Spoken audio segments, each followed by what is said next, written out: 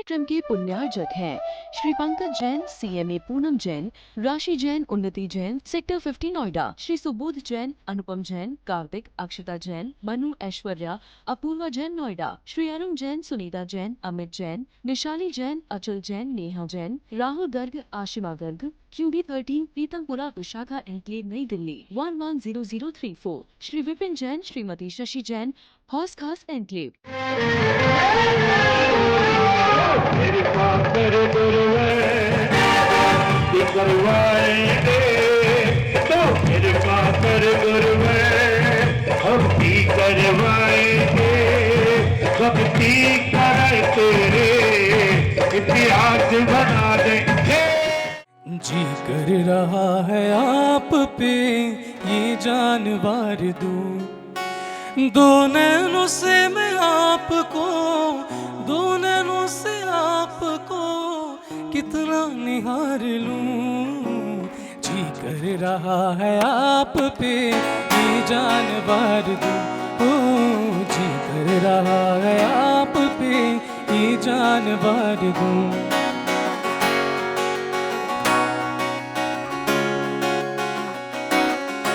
बैठे हो आप सामने, बैठे हो आप सामने, कैसे नजर हटे, कैसे नजर हटे।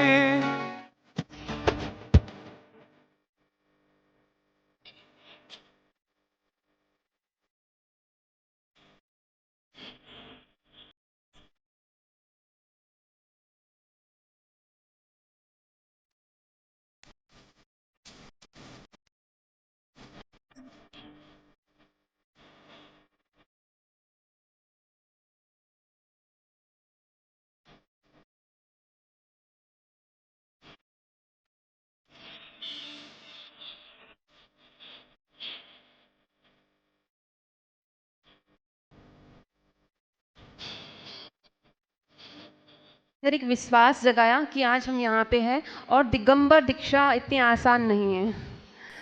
और जो केस लोन 4 महीने में होते हैं वो क्यों होते हैं मुझे अभी पता चला जब मेरा 1 साल हो चुका, क्योंकि दिगंबर दीक्षा में पल पल एक दृढ़ता चाहिए होती है, क्योंकि 22 परिचय ऐसे ही नहीं होते हैं, ठीक है। और ये परिचय सबके साथ होते हैं, लेकिन समता के साथ सहन करना ही साधक कहलाता है। और इसमें जो प्रतिरोध के साथ, अपोजिशन के साथ, रजिस्ट्रेशन के साथ जो सहन करता है वो श्रावक नहीं कहलाता, वो गृहस्थी कहलाता है। और जो समता के साथ सहन करता है वही दिगंबर मुनि कहलाते हैं। और गुरुवर का वात्सल्य, प्रेम और लीडरशिप क्वालिटी, और मुझे उस क्वालिटी में रख पाना वो उनकी ही योग्यता है, इसमें मेरा कोई हाथ नहीं है। यदि क्योंकि हमारा माइंड ना ऐसे सोचता है, यहाँ ऐसा फिकल माइंड है, लेकिन उसको नियंत्रित में रखना ये गुरुदेव का ही आशीर्वाद है। नहीं तो मेरा मन तो सच में यहाँ होता है, नेक्स्ट डे ऐसा हो जाता है। और उनकी लीडरशिप की क्वालिटी है कि वो मुझे बैलेंस में रख पाए।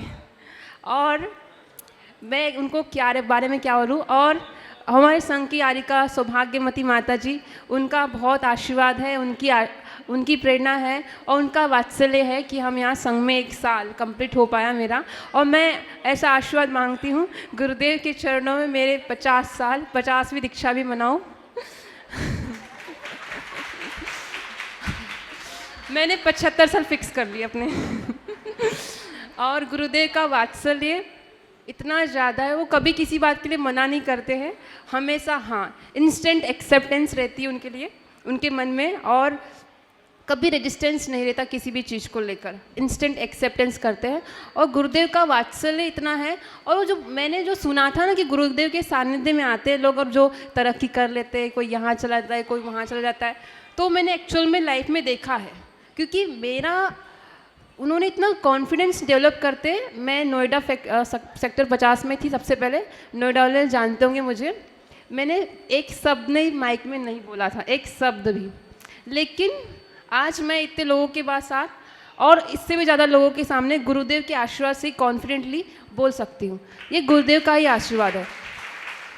और सिर्फ ये, आज हम जैनिज्म के शास्त्र का भी अथाह ज्ञान गुरुदेव ने प्रदान किया और भाषा का ज्ञान भी उन्होंने मुझे प्रदान किया। उनका आशीर्वाद और उनका कॉन्फिडेंस कि मुझ पे वो कर सकते हैं हम, वो दिलाना ही सबसे बड़ी योग्यता की बात है।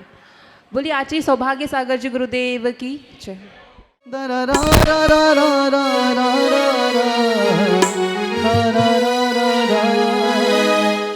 दीक्षा ले निज कर्मों को, दीक्षा ले निज कर्मों को गुरुवर ने जलाया है। सौभाग्य सागर गुरुदेव ने संयम पथ अपनाया है। दीक्षा ले निज कर्मों को, दीक्षा ले निज कर्मों को गुरुवर ने जलाया है।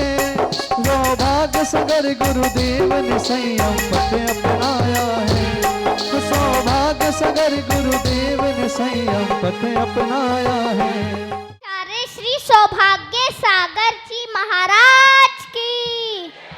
जब मैंने महाराज जी के दर्शन किए तो मुझे कैसा प्रतीत हुआ सुनिएगा। हरने वो पीर ही तो आए हैं, तेरी तकदीर ही तो लाए हैं। भेष में गुरुवर के पहचानो, भेष में गुरुवर के पहचानो। देखो महावीर ही तो आए हैं, देखो महावीर ही तो आए हैं। महानुभाव, आज जीवन का सबसे बड़ा दिन है, क्योंकि नर पर्याय को प्राप्त करके जैन कुल में जन्म लेने के बाद यदि इंसान पंच परमेष्ठी की श्रेणी में आ जाता है तो उससे बड़ी जीवन की कोई उपलब्धि हो ही नहीं सकती। आज से ठीक 26 वर्ष पूर्व पूज्य गुरुदेव ने मुझ पर उपकार किया और उपकार करने के बाद उन्होंने ग्रंथों को हटाकर, वस्त्रों को हटाकर यथाजात मुद्रा अर्थात दिगंबर संत बनाने का प्रयास किया। आज आपके लिए भले दीक्षा दिवस का महोत्सव है, लेकिन हमारे लिए तो गुरु उपकार दिवस है कि गुरु ने आज उस समय अबोध बालक पर एक संस्कार किए थे, बाल अवस्था में संस्कार किए थे। आपको बताऊं कि आज मुझे 27 साल दीक्षा लेकर हो रहे हैं। 18 साल में दीक्षा ली थी, अर्थात अब मैं इतना कह सकता हूं कि जितने साल मैंने वस्त्र ही पहने उससे ज़्यादा मैं निर्वस्त्र रह चुका हूं। 18 साल वस्त्र पहने, 27 साल निर्वस्त्र रह चुका। ये कृपा अनुकंपा यदि है तो मात्र और मात्र गुरुदेव आचार्य सिद्धांत सागर जी महाराज की है। हम भी, आप तो यहाँ मेरे सामने बैठे भी हो, हम तो बैठने लायक भी नहीं थे। आप तो यहाँ पर बैठ के महाराज से वार्तालाप कर पा रहे हो, उनके सामने बोल पा रहे हो, उनके सामने अपनी अर्जी मर्जी लगा पा रहे हो। हमारे अंदर तो ना इतनी क्षमता थी, ना काबिलियत थी, ना समझ थी कि हम वहाँ पर जाकर बैठ भी सकें। लेकिन कहते ना, सैकड़ों लोग यहाँ पर आ रहे हैं, अपनी अपनी बातें रखते हैं और अपनी बातें रखने का प्रयास करते हैं। कहते हैं कि आदमी कहाँ छुपा हुआ है उस आदमी को भी पता नहीं होता, लेकिन उसके अंदर परमात्मा का कौन सा गुण छिपा हुआ है यह यदि पता होता है तो परमात्मा को भी नहीं बल्कि दिगंबर गुरु को मालूम होता है कि गुरु महाराज जान लेते हैं कि किस व्यक्ति के अंदर कौन सी प्रतिभा छुपी है और कब प्रतिभा को सामने लाना है। आज एक बात बताता हूँ, पिछले कई दिनों से याद आती है। आज सुबह भी मैंने बताया था कि जब मैं संघ में आया तो 16 साल की उम्र थी। नटखट, शरारती, शैतानी, सबकी उम्र यही होती है। अलबुद्धि भी। तो संघ के साधु महाराज कहते, गुरुजी से कहते, बच्चों को ले आते हो, कुछ जानते ही नहीं है, क्या करेंगे क्या नहीं करेंगे। आचार्य जी कहते कुछ नहीं, शांत रहो, शांत रहो। प्रेम देते थे, शांत रहो। एक बार एक महाराज बड़े नाराज हुए, बोले बचपन में ले आए, प्रतिमा उठाने का ज्ञान नहीं है, झंडा लगाने का ज्ञान नहीं है। तो आचार्य जी ने उस समय उससे कहा, वो महाराज गुरु जी के संग में अभी भी हैं, उस समय आचार्य जी ने उन महाराज से कहा, डांटते हुए कहा, अनुवन गुरुदेव डांटते किसी को नहीं है, उन्होंने डांटते समझाते हुए कहा कि ये बालक जो सामने आपके है, ऐसा ना हो कि आने वाले समय में ये उच्च आसन पे हो और तुम्हें जमीन पर बैठना पड़े। वह महाराज मुनि थे, अभी भी मुनि हैं, और आचार्य जी मुझे उपाध्याय बनाया, आचार्य बनाया और इस काबिल बनाया कि मैं आपके सामने। तो बात चलती रही, चलाती रही। एक बार हम लोग एक स्कूल में ठहरे थे, 98 लास्ट ईयर 99 फर्स्ट की बात होगी। तो एक महाराज जी मुझसे कहने लगे, तू बड़ा दुर्बुद्धि आदमी है, 24 तीर्थंकर भगवान के नाम भी याद नहीं है। उस समय मुझे याद भी नहीं थे, सच बात ये है। और तुम क्या करोगे आगे जाके? आप तो महाराज जी चुपचाप नमोस्तु करो, घर जाओ, काम करो। मैं भी हताश हो गया, सच बात है, कुछ नहीं होने वाला। इतने में को पंडित जी बैठे थे, पीले कपड़े से हाथ देख रहे थे। तो मैंने अपना हाथ उनके सामने रखा कि भैया मेरा हाथ देख दो पंडित जी आप। पंडित जी ने हाथ देखा, खूब जांच पड़ताल करी। मुझसे उन्होंने कहा कि तुम्हारे जीवन में रेखा है ही नहीं, और मोरल डाउन। मैं रोते रोते महाराज के पास गया कि महाराज क्या होगा। आचार्य पेड़ के नीचे बैठे थे, सामायिक कर रहे थे। तो जब रोते रोते मैं वहाँ पर गया, रोते तो हम आज भी हैं, गुरु के सामने रोते हैं, भगवान के सामने रोते हैं, क्योंकि इनके सामने रोते हैं तो दुनिया के सामने रोना नहीं पड़ता, और दुनिया के सामने जो रोता है उसको इस पर विश्वास नहीं होता। कल मैं एक भजन की पंक्ति सुन रहा था, जैसे हमारे दीपक भाई गाते हैं, रूपेश जी भी गाते रहते हैं।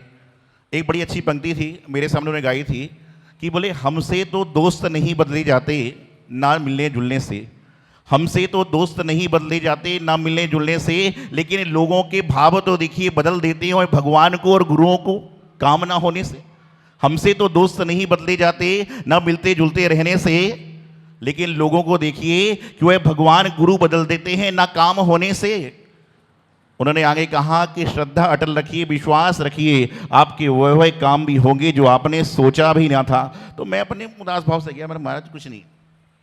बोले क्या हुआ, क्यों दुखी हो रहे हो? मैंने बताया महाराज जी ऐसी सी बात है, रेखा ही नहीं है तो करूंगा क्या। पेड़ के नीचे बैठे थे, एक छड़ी पड़ी थी, बोले वो छड़ी लेकर आओ। अब मैंने कहा छड़ी मंगा रहे हैं, क्या कर रही है बता रही। मैं छड़ी लेके पहुंच तो गया डरते डरते, लेकिन ये था गुरु आ गया, बस इतनी बात है, और आज भी वही करता हूं। तो छड़ी उठाई, तोड़ा उसमें से कुछ, छड़ी से पेन बनाया उन्होंने, जैसे पहले होता है पेन बनाया, पेन बनाया, कमंडल में डुबोया उस पेन की नोक को। मुझसे बोले हाथ खोलो, मैंने डरते डरते खोल दिया, मैंने डरते डरते खोल दिया, हाथ खोला और उन्होंने इस वाली रेखा को खींच दिया। आप सच मानना कि उस समय तक मेरे हाथ में रेखा नहीं थी, और आज रेखा पूरी पार करके आगे निकल गई, जितनी चाहिए उससे डबल हो गई। ये सिर्फ गुरुदेव का आशीर्वाद। और ये बात तो पंडित भी जानता है, गुरुदेव भी जानते हैं, और सारा संसार जानता है जो मुझे जानता है। ये बात मुझे 3-4 दिन समझ आ रही थी, कभी जो जितने सारे लोग बैठे ने कभी सुनी भी नहीं होगी, आज राज की बात बता रहा हूं आपको। तो क्या है कि ये सिर्फ क्या है, गुरुदेव का आशीर्वाद है, गुरुदेव का विश्वास है, गुरुदेव की चीजें हैं। और मैं तो एक बात हमेशा कहता हूं कि ऐसा कोई दिन नहीं है जब मैं गुरु से रूठा नहीं हूं। ऐसा कोई दिन नहीं है कि मैं जब गुरुदेव से रूठा नहीं हूं, और गुरुदेव से रूठने का अधिकार तो मेरा पूर्ण है, भगवान से रूठने का तो अधिकार मेरा पूर्ण है, लेकिन ऐसा भी दिन नहीं है जिस दिन उन्होंने मुझे मनाया नहीं है। चाहे दिन में नहीं मनाया तो रात में स्वप्न देकर मनाया, लेकिन मनाया जरूर है कि भैया ऐसा काम करिएगा। आज भी जो ऑडियो सुनेंगे तो उन्होंने एक ही बात कही, श्रद्धा रखिए, विश्वास रखिए, सारा काम हो जाएगा। और हम तो हमेशा एक बात कहते हैं कि श्वास भी चलती है तो एक बार रुक के चलती है, श्वास भी चलती है तो एक बार रुककर चलती है। वह कहते तू रुक जा, पहले पारसनाथ का नाम निकलेगा, फिर सिद्धांत सागर महाराज का नाम निकलेगा, उसके बाद तन से श्वास बाहर आएगी। तो 1 मिनट के लिए श्वास भी रुक जाती है, पहले इन दोनों का नाम आता है, बाद में पूरा काम होता है। तो गुरुदेव के बहुत कृपा है। 2002 में जब इंदौर चतुर्मास था, इंदौर चौमासे के बाद में उन्होंने मुझसे कहा कि आपको जाना है। तो मैं चला गया कमरे के बाहर। अब बोले कमरे के बाहर नहीं जाना है, तो मैंने कहां जाना है? बोले संग से जाओ, धर्म प्रभाव ना करो। मैंने कहा महाराज जी ये तो नहीं होगा, मैं तो आपको छोड़ के जा ही नहीं सकता हूं। ये हमारे सुमित भाई हंस रहे कि ये भी उस समय बचपन में। तो क्या बोले मैं कमरे से बाहर चला गया कि जाने के लिए बोल रहे होंगे। फिर उन्होंने मुझे बुलाया, बोले एक बात बताओ। मैंने पूछा क्या? कि बोले यदि गुरु महाराज का नाम करना है तो क्या करना पड़ेगा? मैंने कहा साधना, मैं कर ही रहा हूं आपके चरणों में। बोले नहीं, यहां तो तुम साधना कर रहे हो, लेकिन तुम्हें जिन धर्म की प्रभावना भी करना है, इसलिए मेरा आदेश है कि तुम जाओ। मैंने कहा महाराज जी यही तो संसार का सबसे डिफिकल्ट काम है कि आपके चरणों को छोड़कर जाना, बाकी कुछ भी कराइए। बोले जाना तो पड़ेगा। अष्टानिका में, इंदौर में क्लर्क कॉलोनी है, हमारी रमेश जी, प्रभा जी, प्रिंस सालिनी जी आते रहते हैं, आप देखते हैं, लगातार परिवार जुड़ा है जब से वहाँ से। तो बताना चाहता हूँ, किलर कॉलोनी गए तो आप ये मान के चलिए, जब जैन कॉलोनी से गुरुदेव ने विदा कराया था तो 3 बार तो मैं चौराहे से वापिस आ गया कि इस बहाने तो रोक लेंगे। 3 बार चौराहे से अप डाउन कर दिया मैंने, नहीं, फिर आते रहे, जाते रहे, चलता रहा, चलाता रहा, और गुरुदेव ने संबल दिया, मजबूती दी, स्वास्थ्य दिया, धर्म दिया, जीवन दिया। और जब जब भी मैं वहाँ पर गया मैंने अपनी बात रखी, उन्होंने आशीर्वाद दिया और सारा काम किया। एक बात उन्होंने कही है जो मैं जानता हूँ और मैं आप सबसे कहना चाहता हूँ कि जिंदगी में संकल्प विकल्प तमाम हैं, जिंदगी में संघर्ष है, विजय है, पराजय तमाम जिंदगी में रहेगी, लेकिन यदि आपके सिर पर गुरु का आशीर्वाद है तो सारी की सारी चीजों का समापन अपने आप हो जाएगा, सारी सारी चीजों की समस्याएं अपने आप हो जाएंगी। एक बार मुझे कृषि का देने का अवसर प्राप्त किया था। आज अपनी बार समिति जो कि आप भी आज बार जिप्सी गाड़ी धर्मेंद्र आप जाओ कुछ बात करिए, जिन्होंने मुझे अभी तक कृषि देने का अवसर प्राप्त किया है। अंकित भाई आ जाओ, आज कृषि बात करा लीजिए सारे के सारे।